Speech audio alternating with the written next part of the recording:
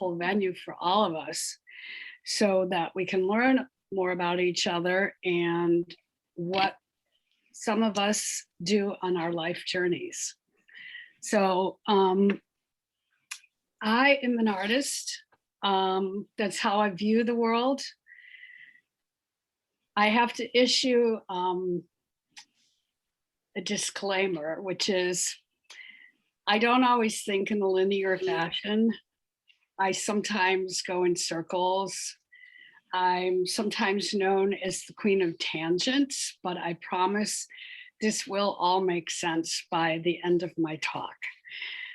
But I am going to try and present everything as logically as I can.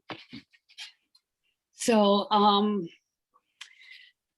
going to give a brief outline what I'm going to talk about. I'm going to give what I consider to be my relevant background. I'm going to talk about my path to becoming a jeweler, metalsmith. I'm going to talk about my practice of tikkun olam and how I relate that within my jewelry business. I'll give a brief explanation of relevant lingo, like fair mind, which is spelled F-A-I-R, and then M-I-N-E-D. Fair traded, ethical, and sustainable. And I will also briefly touch on diamonds and the Kimberley process and fair mind gold, and then I'm going to conclude everything. And hopefully I will be able to answer all your questions. And I also, I've asked Michael to put into the chat a list of resources towards the end of this evening. And I will be showing some examples of my jewelry. So I'm going to start by talking about my relevant background. I was born in Chicago and I was raised on the North Shore of Chicago, specifically in Glencoe. And for those of you who know the Chicago area, that's about 20 minutes north of Evanston, which is where Northwestern University is headquartered. Both my parents and 3 of my 4 grandparents, they were all artists in their own right. That's how I inherited my art gene. I've always been involved in making art. First the mud pies, the stone soup, and that led to finger painting, working with beads, probably an assortment of projects with old good humor sticks, and popsicle sticks. And then I got into beads when I was a teenager. In the 70s, early 70s, 1970 and 1971, I lived in Oaxaca, Mexico for 2 summers. And I was fortunate enough at that time to be exposed to some pretty incredible Oaxacan artists. Some of them you all may know, some of them you may not. Teodora Blanca, Doña Rosa, who's famous for her black pottery. I also learned weaving and ceramics and drawing, and that's where I also became fluent in Spanish. Then in high school, I took ceramics and I got pretty proficient at it. I sold some of my work. I've also worked as a florist. Then as a young college graduate, I took ceramics classes at Marin Community College because I needed a creative outlet. By that time, I had finished college. I did a BA in Spanish at the University of the Pacific. And I needed some kind of way to relieve stress from the pressure cooker that were the law firms I was working in. I did both plaintiff personal injury and insurance defense. I worked for anywhere from 2 to 3 litigators at once, and it was very stressful, and I just had to have some kind of an outlet. So in the 1980s, I was an immigration paralegal. I worked on specifically helping Central Americans who had fled the civil wars in Central America apply for political asylum. And this is all leading up to my next topic, which is how I actually became a jeweler and a metalsmith. So I have a master's degree from the Monterey Institute of International Studies. Some of you may have heard of it, some of you may have not. Most people connect it with the Defense Language Institute in Monterey, California. It's primarily a language school. They train UN level interpreters and translators, but all the programs there are based on all students having at least 2 languages. I graduated with 2 languages and I was in the minority. Most of my classmates had 3 and 4 languages. So I had a huge inferiority complex. Anyway, moving on. So before I went to graduate school, I was, working for the San Francisco Lawyers Committee. I was working on civil rights litigation and also helping these Central American refugees apply for political asylum. And because I'm fluent in Spanish, I did a lot of the interviewing and then directly translating onto the forms that we use for the State Department, writing the political asylum application and then doing the appropriate research to prove what's going on within each of these countries. And while I was interviewing my clients, I was also working in the sanctuary movement, serving as an interpreter for refugees who gave their testimonies before houses of worship in the Bay Area. And all of this was also very stressful because when you're taking down information from someone who has experienced horrific human rights abuses, sometimes you only have that one time to get the whole list of facts.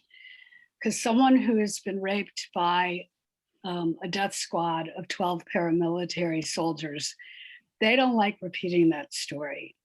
And so I learned how to listen to those stories, take my notes, and show very little emotion, because that's what I had to do. That was my job. So that was also very stressful. And again, I needed a creative outlet. So I just started making jewelry, wire wrapping earrings with beads, making necklaces, making bracelets. Then I'm going to jump back a little bit, but I graduated in 1991 during a major recession, and I had to return to the legal profession because I had major debt and I needed to just make a living. I had debts to pay. So I went back to the legal profession, and I was very fortunate to go to work in a law firm where I met a woman who turned me on to the idea of taking a gemology class. She'd been taking me to a flea market in Oakland, California, and I was finding gemstone beads like citrines and amethysts, maybe some iolite, but mostly just basic quartz. And she said to me, you seem really interested in this. Why don't you take a gemology class? So I did. And I took it at a school in San Francisco that's called the Revere Academy of Jewelry Arts. It's world renowned, and they were able to attract an incredible teacher who did what a good teacher does, which is she inspired me to go on and formally become a gemologist through the GIA. The GIA stands for the Graduate Institute of America. It's headquartered in Carlsbad, California, and it attracts people from all over the world. They also have a gem grading lab. And if anyone has ever bought an engagement ring or received one or inherited estate jewelry with diamonds, most of it has or hopefully will be graded by GIA, because that's really the main lab in the US that will tell you, yes, it's a real diamond. No, it's not.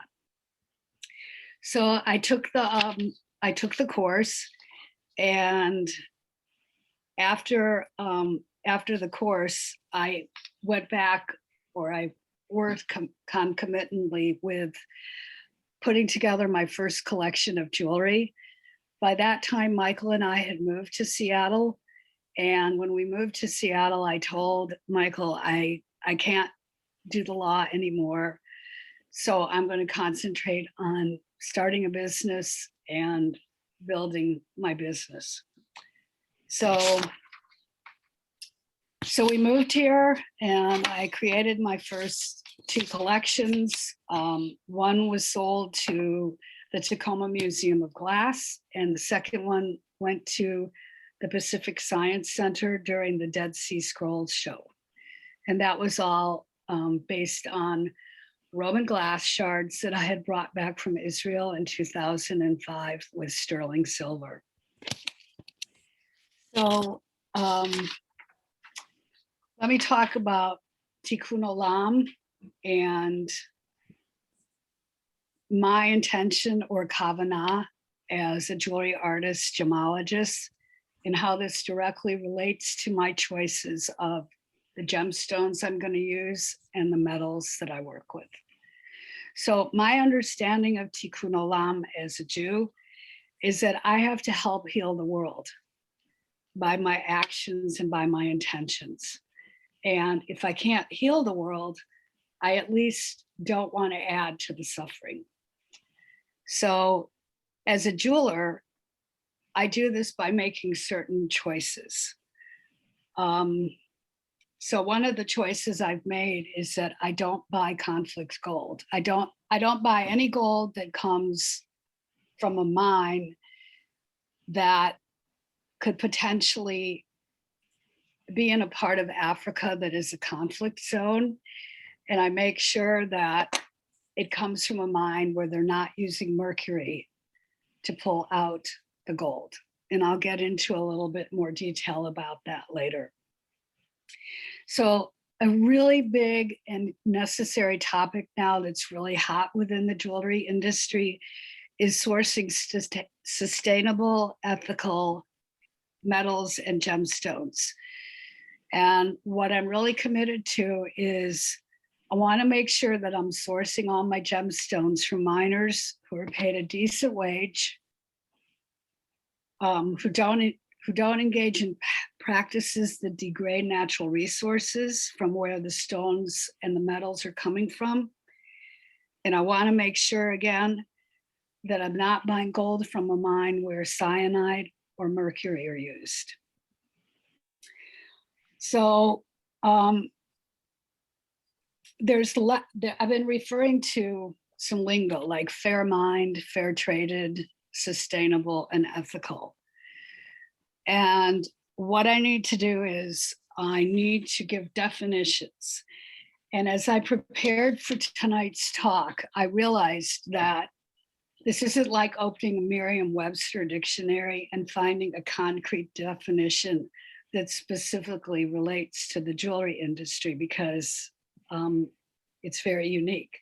So for example, when we talk about fair traded coffee beans, yes, we're talking about workers who are receiving a fair wage, but there's other components that go into coffee specifically that don't apply to, say, the mining of gold, like making sure that the coffee is shade grown and that the songbirds, as I understand it, that are needed to help pollinate the coffee blossoms, that they're not being wiped out by the use of pesticides. So specifically for the jewelry industry, there's fair mined, fair traded, sustainable, and ethical. And where are my definitions? So When I talk about fair mined, I'm talking about a mine that has a verifiable third-party verification system in place that demonstrates that there's no slave labor, there's no child labor, that the environment is being protected, that the supply chain for the gems themselves that are coming out are conflict-free. And then to give like a really specific example of how, to protect the environment. So a lot of water is used in the washing of the rough gemstones. And it's really important that there's a system in place to catch the runoff and to make sure that there's, as I understand it, that there's groundwater and a seepage barrier. And that's particularly important if unfortunately a mine is using mercury, because mercury is a neurotoxin and it goes into the environment and it can also go into the local water. So fair traded means that the miners receive a fair wage, that they have health care, and that they have access to producers like the buyers who come to the mines to specifically purchase the rough gemstones, that they have direct access to those people. Because otherwise what happens is there's a middleman who comes in, pays a rock bottom price that isn't enough as a livable wage, then that middleman steps on it, puts his increase on, sells it to the next person along the supply chain, they step on it, and then finally, it either gets to Tucson or some other of the major gemstone markets in the world. So now I would like to share my screen and give you all a little idea of some of the stones that I've been working with and some of the jewelry I've been making. Hopefully this is going to work.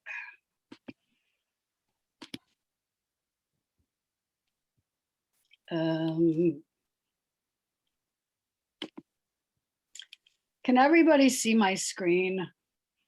Yes. Okay, close that down.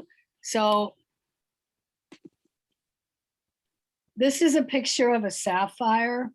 It's cornflower blue, which is the ideal color for a sapphire. It came directly from Sri Lanka. I know the dealer, and I don't remember the name of the mine that it came from, but it is a certified mine.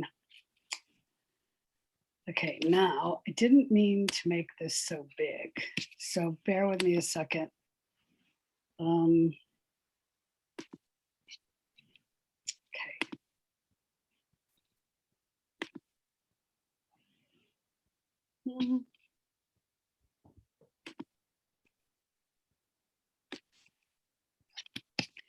So can everyone see this? This is a tanzanite. Is it showing up on everybody's screen? Yes. Okay, so this is a tanzanite that comes from Tanzania in Africa. This is the only source for tanzanites. And it's in a ring with reticulated silver, which is one of my specialties. Reticulated silver, pardon? Oh, sorry. Reticulated silver is a special alloy that I make in my studio with copper, fine silver, and sterling. And it's created in such a way that it makes these beautiful, beautiful patterns. And this is not, it's not hammered. It's created with a jeweler's torch. It's created through heat. This is a picture of just some of the rings that I make. Again, reticulated silver with sterling silver. This is an example of a bracelet, one of a kind with gold and It's not- reticulated it's- silver. Not changing, Ellen. It's not changing? Nope. You're still on the tanzanite. Uh-oh. Okay, hold on a second. Sorry about this, everybody. Can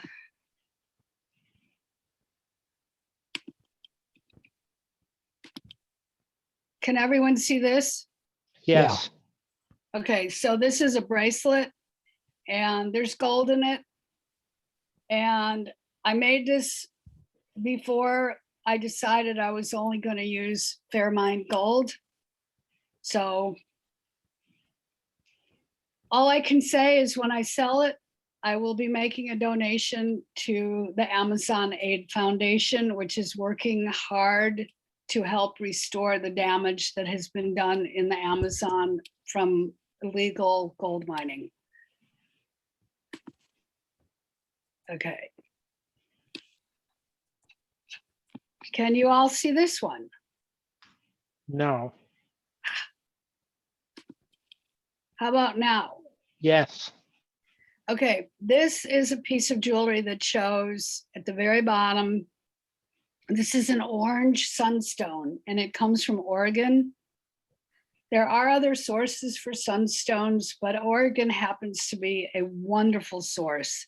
And I fell in love with this stone, a while back, and I'm currently working on a collection that just features the sunstones. They come in all colors of the rainbow: oranges, yellows, reds, purples, bicolor, purple, mauve. They're just delightful. Okay.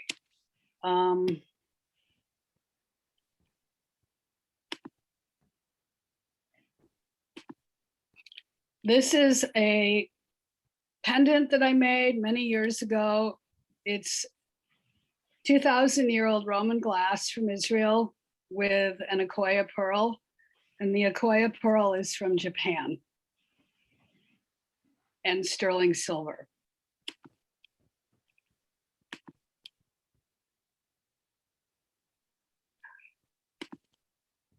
This piece is, the stone is a blue sapphire. It's from Sri Lanka, and that's all I know about it. And the rest of it is sterling silver with a special alloy of copper and silver in what's called mocha megane, which is a special technique that was created in Japan to put layers and layers of copper and silver together, and then it's pressed.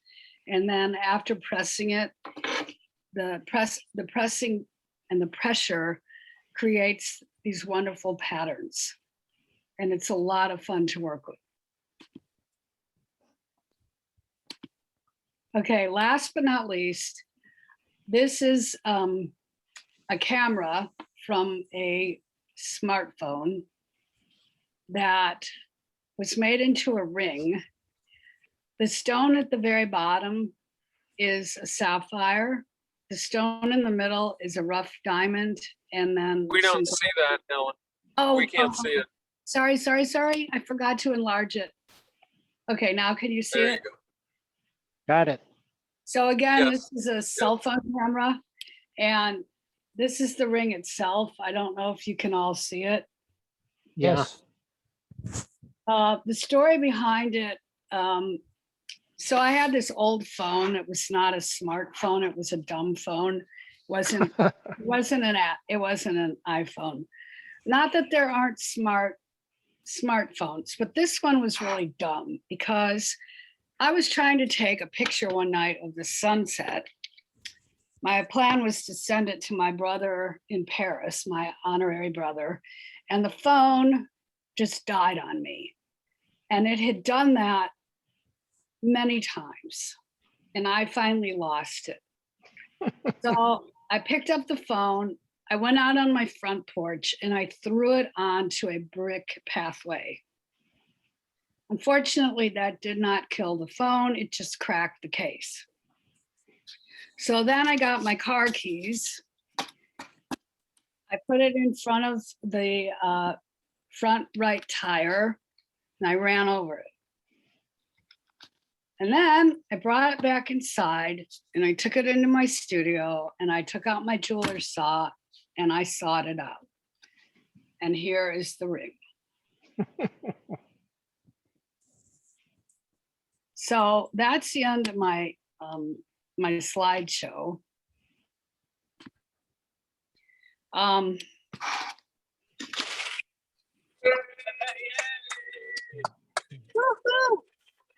There's much better pictures of the ring on my website. So just going back a little bit now to talk about fair mined, fair traded, sustainable. I'm going to try to give some better examples of some very specific examples of what I'm talking about.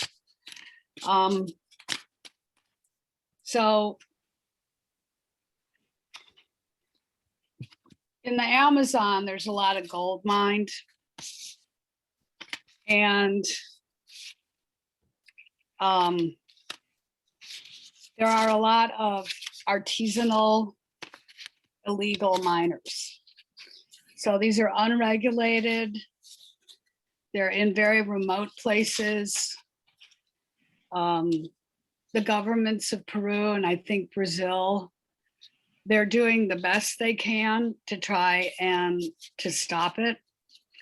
But people that need to eat are very determined. So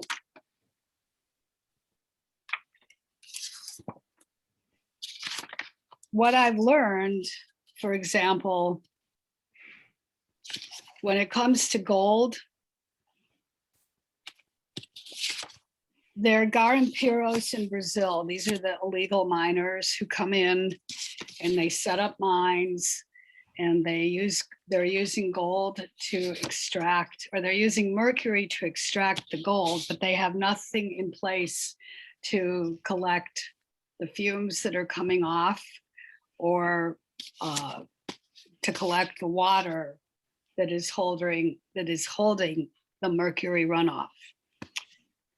So again, as I said, with fair mind, I want to make sure that there's remote sensing in place to detect the environmental impacts on the environment. And also, it's really important that there be rehabilitation of native species after the area is cleared of trees and shrub, that there's restoration of the forest in very, very highly biodiverse areas, which is what the Amazon is.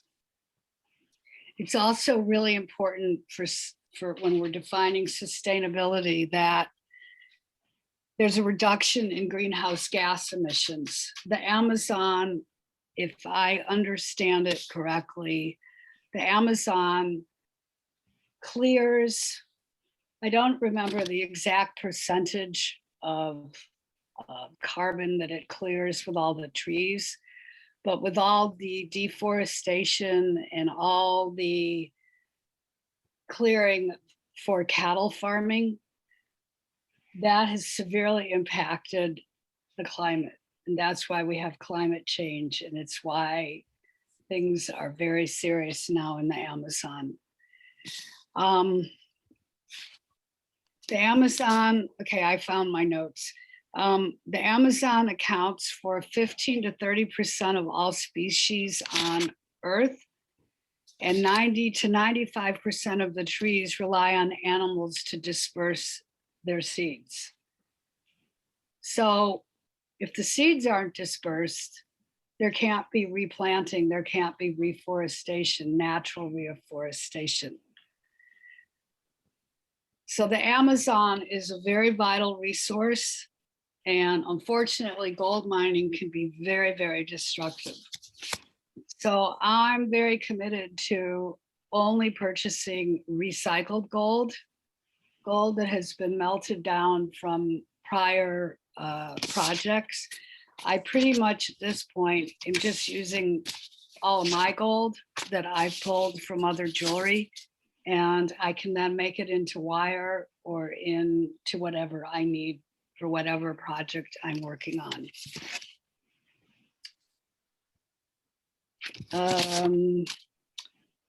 Okay. Does anybody have any questions? Ellen, I've got a question. How did you get your stuff into the Dead Sea Scroll exhibit? Oh, that's a good question. So, okay, so part of the process of being a sole practitioner or a single business owner, I have to wear a lot of hats. So for that, I had to wear the hat of chief photographer. I had to photograph all the jewelry. Then I had to contact the company that buys specifically for this museum store. I had to present everything by email. And then I had to wait a couple of weeks while they made a decision. Then they came back to me and I got an order for a specific number of pieces. So I went into my studio, I made the pieces. And then on a specific delivery date, I took everything down to the Pacific Science Center. I took my check, handed everything over. Does that answer your question? I see. So your stuff was in the gift shop. Yes. I see. And some museums like the Seattle Art Museum, an artist can go directly to the buyer. You don't always meet face to face, but with the Pacific Science Center and the Tacoma Museum of Glass, you have to go through a middleman. You go through a buyer who specifically buys for that museum. And it's wholesale, which is a great thing because then you don't have to wait for a check. You don't have to wait for things to sell. So Ellen, I have a question. I have a Shoot. question. So you're obviously a businesswoman. You're doing this for business, and yet you're trying to be, socially conscious. You're talking about fair traded gold and fair traded gemstones. And have you found a way to be financially competitive in the marketplace and still remain true to your commitments to be a socially responsible business person in your industry? That's a really great question. It is a constant struggle because I have to weigh out, who I'm going to approach for wholesale. I have to vet who I'm approaching very carefully to make sure that my jewelry aligns with, what their customers want. It's an ongoing process, but what I'm finding is there's a lot of receptivity now. And one of the reasons is because I think this is kind of an interesting statistic, but I read about, let me see if I can find it. So in one of my trade magazines, I read that millennials were surveyed by Deloitte, and 48.9% of them say that when they consider, making a purchase from a jewelry brand, they will be looking at that brand's stance on fair trade and fair mind. The highest number of how to say this?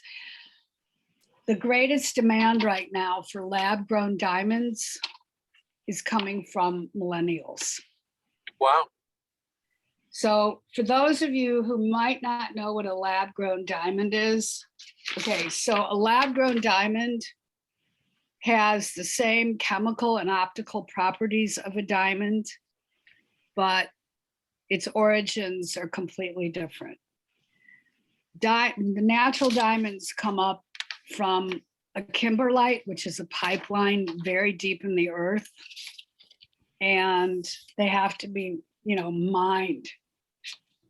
They have to be removed with heavy equipment, whereas a lab-grown diamond, there's different techniques how they make it, and I've studied it, but I don't fully understand it myself. But what I do know is that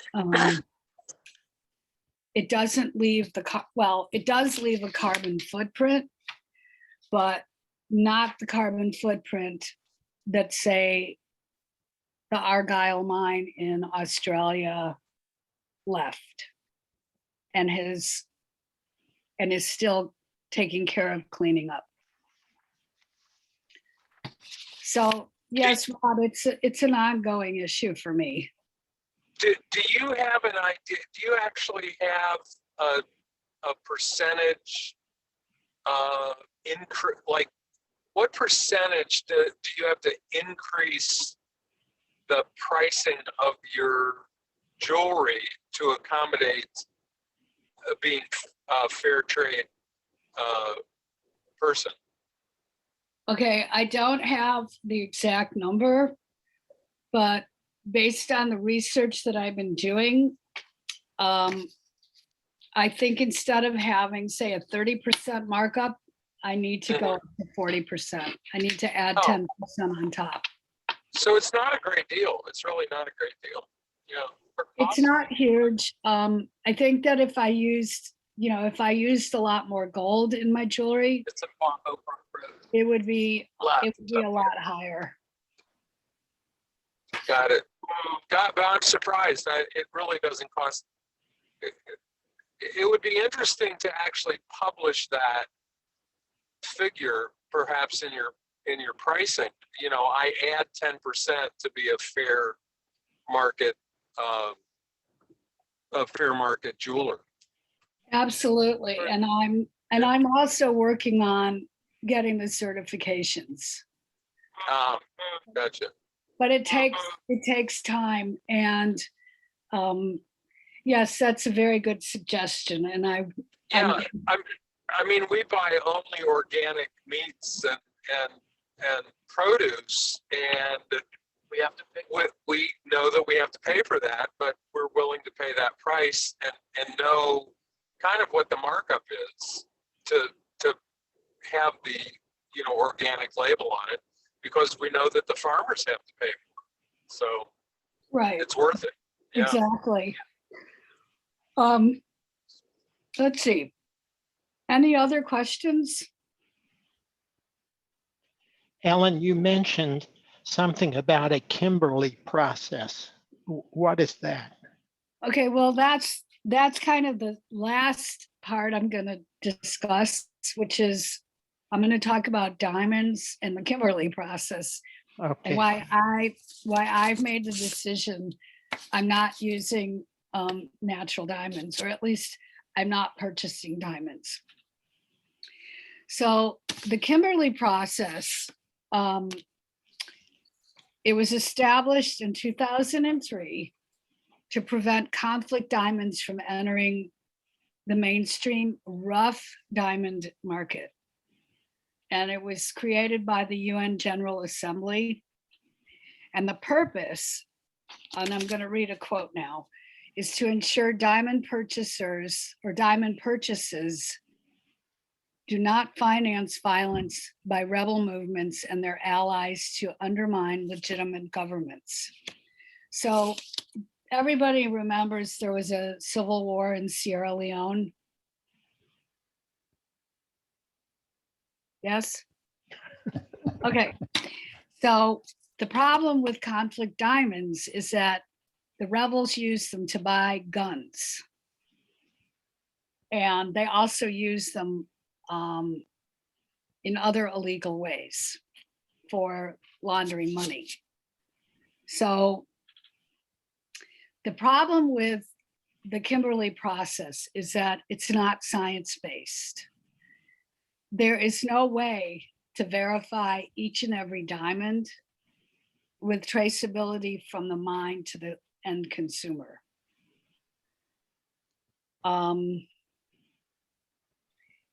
It also won't tell you if diamonds were smuggled out from, say, Sierra Leone or used in a money laundering operation. Now, the flip side to that would be, okay, I have a gem dealer here in Seattle from whom I can buy not diamonds, I can buy garnets, tanzanites, sapphires, and tourmalines. Every single stone that comes out of the mine in Tanzania, they know there's a complete, it's called block supply chain. They know exactly the miner, they know the day that it was taken out of the mine. They can trace that rough gemstone all the way to the cutter and the polisher. So that's who I'm trying to deal with. and I am dealing now with only not rough gems, because I don't do cutting or polishing, but I work only with gem dealers that can provide me with that information. So all of you are probably asking, well, how do I know who to purchase from? I tried to put on my screen tonight some logos that show Fair Mined and Fair Traded, but Michael put up, thankfully, a list of resources, and one of the resources I would direct everyone to is fairmind.org, where you can see some of the logos and you can get some of an idea what to look for when you go to somebody's website who is selling jewelry. I know from my research that Tiffany and Pandora have gotten a good grade from Human Rights Watch for making sure that there's no human rights violations in any of the mines where they're sourcing gemstones or metals. The other thing you can do is you can ask the jeweler, where did this stone come from? You know, what country and which mine? Because I work in this industry, I pay attention and I know the names of a lot of the mines around the world. So if somebody says to me, well, this is from the Mogok mine, I know right away they're talking rubies from Burma. If the jeweler doesn't know the answer or won't give you the answer, that is called greenwashing. And greenwashing is where somebody is trying to tell you that, oh, this diamond is conflict free when it really isn't. And the last suggestion I have is to always go to jewelers that have a graduate gemologist on the staff, because GIA has a very strict policy about becoming a graduate gemologist. The final exam is a 20-stone exam. You have to correctly identify all 20 stones. It's pass fail, and you don't pass it if you don't get all 20 stones correct. And you have to know everything from synthetic stones to the real McCoy. You have to be able to identify dyed stones from natural, and you have to be able to detect, say, plastic from glass. So it's very strict, and that's why they have the renown that they have. So I guess the last thing I want to say is that I love what I do, even though there's huge challenges. I don't like it when I injure myself, but it's just part of being an artist. So I keep a lot of lavender oil in my studio for burns. And I serve as my own medic, although my husband has also been very, very helpful to me. I'm totally committed to only using fair mined gold and fair traded and sustainably sourced metals, because I'm doing this not just for the environment and the planet, but I'm also doing it for future generations. I want to make sure that my two little cousins in Bozeman, Montana have something to inherit. So I hope that I've inspired everybody to be more informed if you're not. And, if anyone has any questions or, wants to talk to me about this at another point, I'm available. I have an Instagram account. I have a website. Maybe now I should put that into the chat room. And I guess I'd like to end again by thanking everybody for coming. And thank you again, Stu. Yeah. Yay. Yay. Thank you. Hey, Yeah. Ellen, you're Yeah. you're a UOP grad? I am. Are you? Yep. What year? 85. Okay. Communications. So were you there when the colleges, when Covell and Callison were still there? Grace, well, there's Grace Covell Hall. I mean, when I was there, sorry, we're having this sidebar. I lived in the quads. Yeah. One of the quad, I was in Price House. And Okay. then Southwest, sophomore year. I did it in 3 years, and then joined Alpha Chi Mega for the last one. But that's when I was there. So it's like, yay, Tigers. There we go. The University of the Pacific, for those of you who don't know, it's in Stockton, California. And I went there when it had small colleges, and they all had different specialties. So Callison focused on India and Japan, and Albert Covell focused on Latin America. You had to be fluent in Spanish. Raymond College, you did your degree in 3 years. And then there was College of the Pacific, which is where I graduated from. But the thing that was so wonderful about the setup is that we could take classes from all the other schools. And there's We an could do that. engineering school and a great dental school. So I have one more question, Ellen. It's a technical one. You went over the manufactured or grown diamonds really kind of quickly. Okay. And I wasn't clear. So you're saying there is a manufactured diamond that is molecularly the same as a mined diamond? Did I hear that correctly? Yes. And Well- so if you put two of them under a microscope side by side, would I be able to tell the difference? Okay. Probably not, because a regular Wow. microscope isn't going to show what you need to see. But Mhm. there's special equipment that GIA has. They have something called Raman spectrography.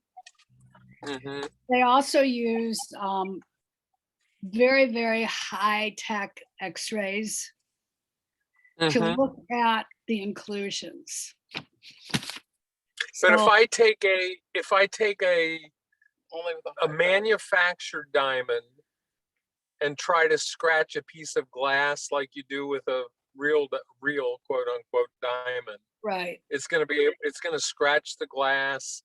It's going to Yes. look as pretty in an engagement ring as a mine diamond, you're Yes, saying? I believe, yes, if And you're going to scratch that glass. and millennials are buying them, you Yeah. said, right? Yes. Wow. So why would I buy a mine diamond at all? Well, I mean, I'm asking that question myself. Okay. Yeah. Yeah. All right.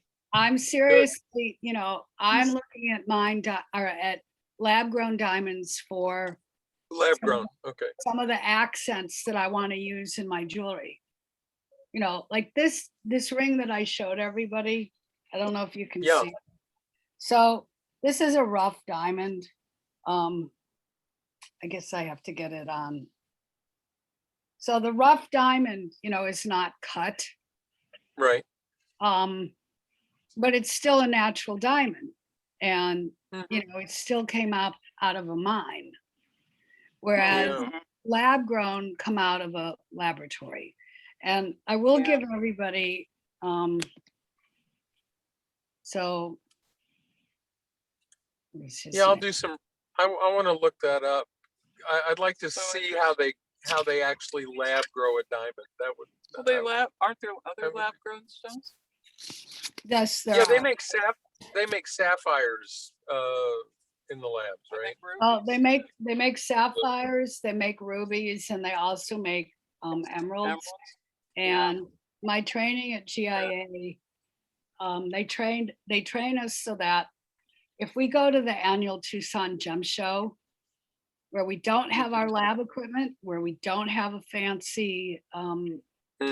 Yeah, machine microscope. to look microscope, Mhm. I can tell, with my loop. This is my fancy loop. Mhm. It has a light on it.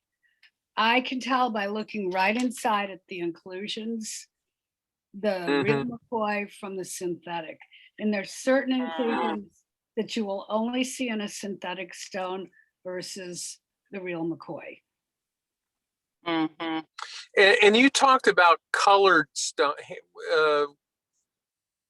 What'd you call them? Hand colored stones, Oh, like dyed. so sapphire. Oh, they're dyed. Right. So you literally soak the stone in a liquid dye to get the color in? I'm not 100% sure, but I know, like with sapphires, what they'll do is Mhm. they'll use beryllium. Oh, okay, another Yeah. chemical. Okay, like emeralds, for example, the majority of emeralds are oiled to improve Mm. the color. And okay, I'll tell a brief story about Thailand and rubies. Mhm. So many years ago, Michael and I, for those of you who don't know, we're sailors, and we were asked to help deliver a boat from Pattaya, Thailand to Malaysia. So, okay, so That's another talk right there. Yeah, right. yeah, That's on June it was 1st. incredible. Okay. So before I left, Sailing. I had someone ask me, oh yeah, my friend who asked us to crew, his girlfriend who is Thai, she came to me and she said, I know some ruby dealers. Would you like to meet with them? No, And boy. I thought, that boy. sounds interesting. I better run this Would by I? my professor at GIA. Because at No. that point, I did know about fracture filling with glass. Oh. So my professor said to me, we have GIA gemologists here who've been practicing for years and years and years, and they won't even buy rubies in Thailand. Wow. Mm. So I turned down the offer. But GIA does have a lab in Bangkok now, and so that's the only way. I mean, I Interesting. would say, okay, let me buy it on memo, which means on consignment, and then I would take it to the lab and I'd let them. So look at it.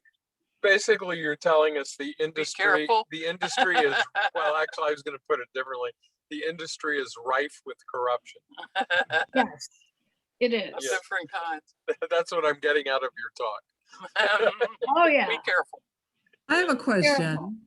Yes. Is there a recycling sector of the jewelry industry where they take, Oh, I you bet. know, Mhm. like discarded jewelry and harvest, so to speak, you know, the jewels and the gems, and even like, you know, Precious melting stones. on the gold or the silver, and then find a way to reuse those gems? And can you seek, if you want to buy a piece of jewelry, to know that you're using recycled gemstones? Yes. There's a couple of companies now that are doing that. The first one that comes to mind is Perpetuum Jewels or Perpetuum Diamonds. Everything they sell is recycled. It comes out of estate jewelry. And a long time ago, a friend of mine said to me, you know, a great place to go and buy gems is to go to pawn shops. Because what happens in a pawn shop is if somebody doesn't collect their jewelry, the owner of the pawn shop takes the gemstones out, puts them in a box, shoves them away, and then takes the metal and gets it refined and gets the money for the metal.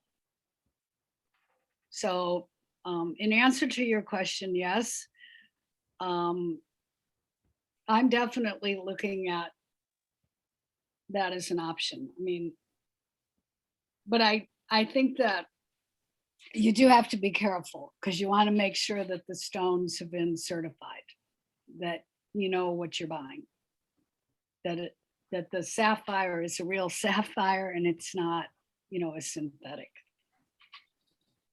But there are definitely companies that are now that are doing that. And I do, let's see, did we put that up on the list? I think it's called Perpetuum You recycle. Jewels. You could make the girls. I do sister have, rings, I necklace, do have purse. a separate list and I'd be happy to share it with whoever wants it. And I'm constantly, you know, I attend at least once a week. I attend a Zoominar with the alumni from GIA that addresses current topics about gemstones. And then I'm also part of Ethical Metalsmiths, which is an organization out of Chicago that is totally focused on this particular topic. And they have a list of resources. In fact, Diana, let me see if it's, yeah, it's on the list. So ethicalmetalsmiths.org. If you go to that website and you look at resources, I believe they have a list there of all these businesses. So Thank you very much for being a great presenter and giving us a wonderful talk for